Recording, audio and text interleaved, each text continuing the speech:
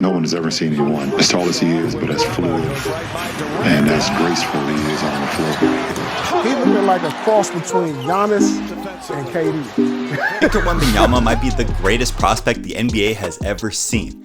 But why? There have been dozens of players that have been his height or taller. But with Wemby, there might be more than meets the eye. In this video, we'll compare Wemby to players of the past and the present to see how special he really is. We'll discuss his extremely favorable situation, and I'll break down the training methods he's using that are specifically designed to prevent injury. But first, let's look at how he became the top prospect of all time in the first place. Wemby stands at 7'4" with an out-of-this-world 8-foot wingspan. He could touch the rim on his tippy toes without even breaking a sweat. After hearing that, you're probably wondering the same thing that I was. Are his parents super tall and athletic too? The answer is yes and yes. Maybe not quite as tall as you're thinking, but definitely athletic. Wemby was born in and grew up in France, but his dad is originally from the Democratic Republic of Congo. He was a 6'6" track and field athlete that competed in the high jump, the long jump, and the triple jump. His mom was born and raised in France. She's a 6'3" former professional basketball player and a current youth basketball coach. Wemby has an older sister and a younger brother that both play basketball as well. I guess you could say it is a family business. Wemby credits his dad for teaching him how to train like an athlete, but he credits his mom for getting him into basketball in the first place. Before basketball, he had a passion for soccer and judo and didn't even play basketball, even at a much taller height. After doing a little bit of research, I quickly realized that it's more than his height that really helps Wemby stand out from a crowd. He makes sure to find things outside of basketball to ease his mind. That includes creating art and reading fantasy books. A little bit different than maybe some other superstars we've seen in the past. That ease shows up instantly on the court in the way he navigates the court and keeps a calm and composed attitude. Wemby started playing basketball at 7 years old. At 10, the scout saw him on the bench and thought he was an assistant coach on the team. Based on this image of him as an 11-year-old, I think we would all make that mistake. Oh man, thank God this guy's on my team. Sheesh. After the game, that same scout decided to sign Wemby to Nanterre 92's Development Academy. Nanterre 92 is a professional team that also has a youth development team, similar to what you see in international soccer. From there, Wemby won his first French championship at 13 years old and would go on to France's top professional league at 16. In 2022, he became the league's youngest MVP ever, and the rest is history. Wemby embraces being unique. At that height, he has to, but his parents try to make his life as normal as possible. They would force him to do his homework and be a good student, just like any other kid. Even if he was a little bit behind, he would have to do his homework on the bench just to make sure he got it done. Now, Wemby grew up speaking French, but early in high school, he decided he needed to learn English to make sure he was ready for the NBA. So he started watching American shows and going on social media, and that's really how he gained the ability to speak English. The hype surrounding Wemby continued to grow as more and more basketball fans started to hear about this French phenom.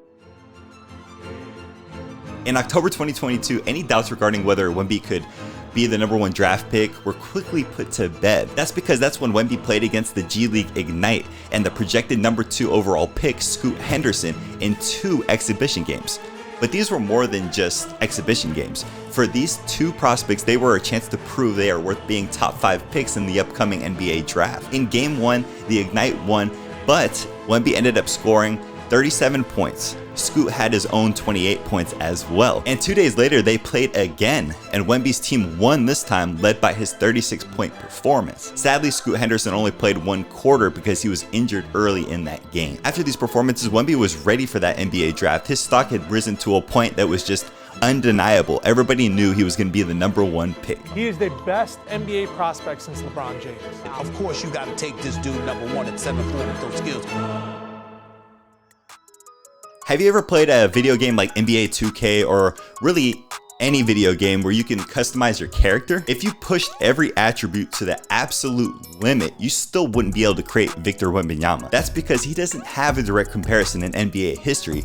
He is truly one of one. LeBron went so far as to call him an alien because of how unique he is. He's for sure a generational talent, LeBron said Wednesday after the Lakers played the Suns in Vegas. Everybody's been a unicorn over the last few years, but he's more like an alien. No one has ever seen anyone as tall as he is, but as fluid and as graceful as he is out on the floor. Nike took this a step further, launching a campaign with Wembanyama as the extraterrestrial. But even with how unique Wemby is, every player needs to be compared to players of the past and the present, just for reference sake. So here's how he compares to a couple of notable names. The first player on the list is Kristaps Porzingis, aka the Unicorn.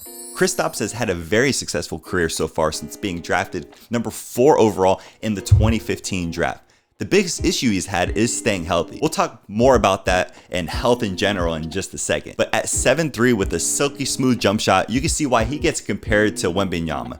But there are 2 major differences.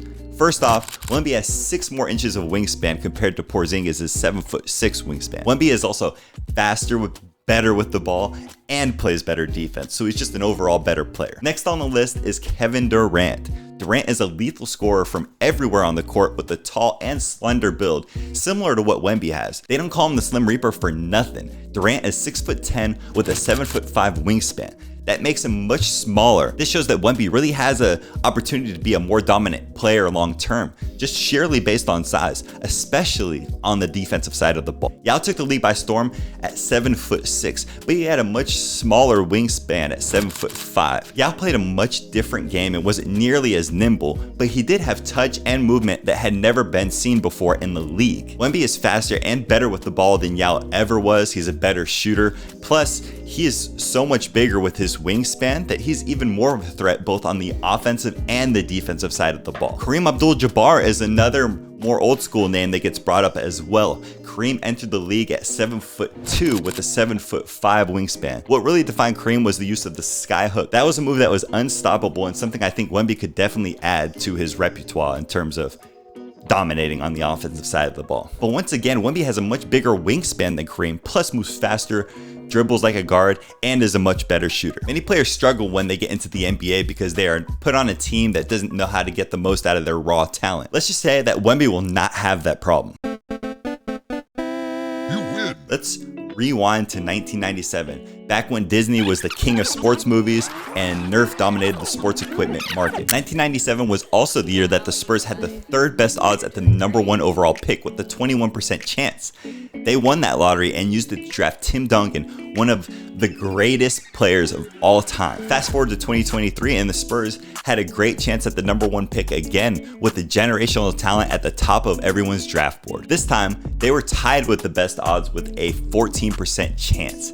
And of course, the odds were ever in their favor. Popovich has coached many great talents, including Tim Duncan, David Robinson, Tony Parker, Manu Ginobili, and Kawhi Leonard, to name a few. But Pop had also struggled to really find his next star after Tim Duncan retired and Kawhi Leonard left the team. Take it from Warriors head coach Steve Kerr, he's a longtime friend of Greg Popovich after years of playing and coaching for him. When asked about the Spurs drafting Wembanyama, Kerr noted that Popovich was feeling rejuvenated and was bouncing off the walls with excitement. That was probably very true, but of course in true Popovich fashion, he had another perspective. What was I being rejuvenated from? Was I in a mental institution, or was I depressed and curled up in my bedroom or something? Steve's an asshole.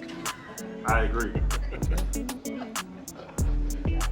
And I'm going to tell him that tonight after the game. One thing is certain, San Antonio is the perfect place for Wembanyama to make the most of his talent. This reminds me of a similar situation in Kansas City. Andy Reid was a great coach looking for a superstar player to rejuvenate his career. Then came Patrick Mahomes, and the Chiefs became a powerhouse. The same will happen in San Antonio. It'll just take a little bit more time. Maybe they'll start making State Farm commercials together too, who knows? Explain it again with those nuggies. This is all great, but Wembanyama's career could be derailed quickly with a few injuries. Injuries are inevitable, especially for professional athletes, but preventing how much of a long-term impact they have is really what's key. Wemby understands this better than most and is doing everything he can to prevent injuries from becoming a big issue in his career. Injuries are very common in the NBA, but especially for taller players. The list of players that had their careers cut short by injuries is a long one. Greg Oden, Yao Ming, and Bill Walton are just a few big men that have had lingering issues that stop them from reaching their true potential.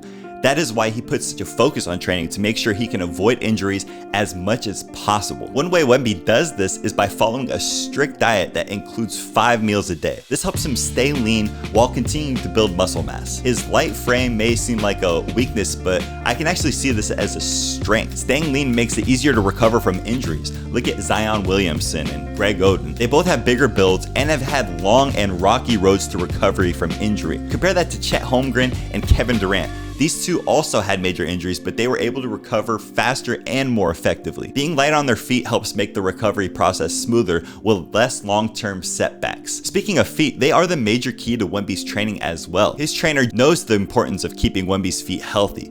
The bigger the feet, the more surface area that can be injured. That's part of the reason why big men seem to always have foot injuries. Another part of Wemby's training regimen is focused around sleep. It feels like everyone these days is talking about the importance of sleep. But for professional athletes, it is critical. Most people strive for a good 8 hours.